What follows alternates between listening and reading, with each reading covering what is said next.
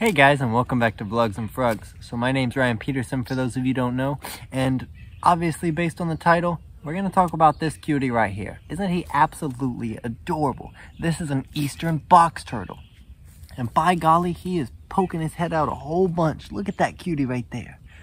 Wow, he's been super shy, but we're still going to try to get close to him. And we're going to teach you guys some cool things about these little guys. So let's get started, because I mean, look at him. He's oh, so beautiful, so beautiful, oh, so beautiful. Yeah, you're oh, so beautiful.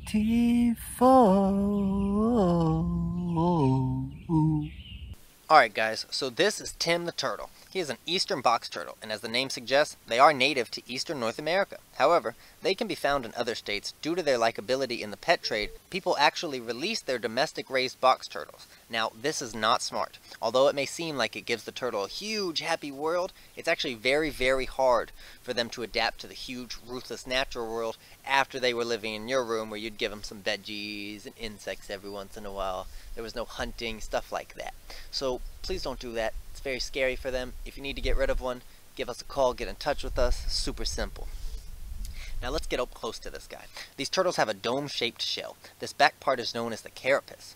They have a black and brown carapace with irregularly shaped blotches of yellow and orange. They have a more flat bottom part, otherwise known as the plastron. Their plastron is also hinged, so it works like a garage door. It's super awesome. It allows them to fully contain themselves within their shells, which very few predators in their range can get through. Versus if you went farther down south, things like gators and stuff have a better chance of cracking the shell. But most of the things in their range are hard to get it out of. And if you get your fingers in there when they're closing it, boom, it'll pinch your finger right off. No, probably not, but it'll hurt. Take my word for it. They grow to be about 4 to 8 inches in shell length, but they do have a tiny tail, and they can stretch their neck out quite far. They have an adorable face, and he has red eyes, but females will likely be brown or yellow-eyed. They possess a slightly hooked beak in order to help tear their food and smash into those veggies. Now that leads us right into their diet. These opportunistic omnivores eat a wide variety of plants, mushrooms, fruit, insects, fish, small amphibians, eggs, and even animal carrion. That's dead flesh. Younger box turtles grow very rapidly and tend to be preferentially carnivorous for the extra needed energy to grow and be a big strong turtle. Therefore, they spend more of their time close to water where it's easier to hunt. Now after 5 to 6 years, they move deep into the forest areas. They shift more to a herbivorous diet. They are predominantly terrestrial and live in a variety of vegetative areas including shrubby grasslands, marshy meadows, open woodlands, and field forest edges. They are often found near streams or ponds, or areas that have experienced heavy rainfall. They are diurnal, meaning they are primarily active during the day, and at night they hide under logs and other grasses. They may even return to the same sleep spot every night. Isn't that cool? They do not do well in extreme heat, so in hot summer's days, they actually become more nocturnal, or more active in the early morning or the fall of night. They can also retain water better than aquatic turtles can, which is why they can do so well living deeper into the forest away from creeks, ponds, etc., etc. Now, these turtles usually have a home range with a diameter of 750 feet or less, in which they normally stay.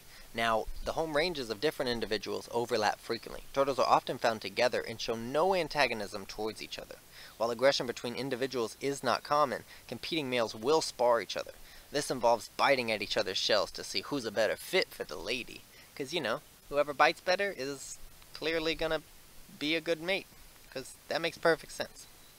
Now, box turtles reach sexual maturity around the age of 5. Mating season for eastern box turtles generally starts in the spring and continues through the fall. After a rainfall, males become especially active in their search for a female. Males may mate with more than one female or the same female several times. Now, females can store that sperm for up to 4 years and therefore do not mate every year. In fact, a female could lay fertile eggs up to 4 years after a successful mating. Boom! Mind-blowing. Now, nesting season occurs from May to June. Females generally lay 4 to 5 eggs, but it is not uncommon for them to lay anywhere from 1 to 11. The female uses her hind legs to dig a nest in sandy soil. She then covers the eggs, which incubate and hatch on their own. Box turtles exhibit temperature-dependent sex determination.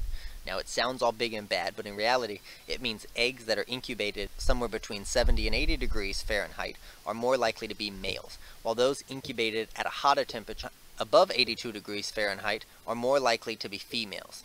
Box turtles generally live for 25 to 35 years, but have been known to survive for over 100 years. Now, although they are still common in many areas, box turtles have declined over much of their range, probably due largely by man.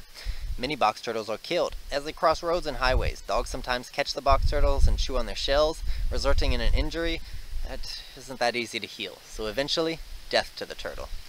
Many are also hit by lawnmowers as the turtles hide in tall grass and weeds. Basically, you gotta look out for these cuties. They move pretty slow, so if you're gonna move them, just move them in the direction they were headed. Because if relocated, a box turtle will often attempt to return to its home area. So all in all, have their carapace. Wink, wink.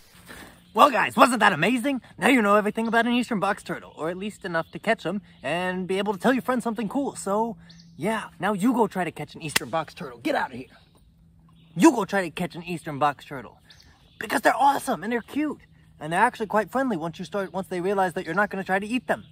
But be careful not to get your fingers pinched because remember, that hinge shell can close and it can close very, very tightly. So watch your fingers and catch turtles. Never stop. Go outside. Ah!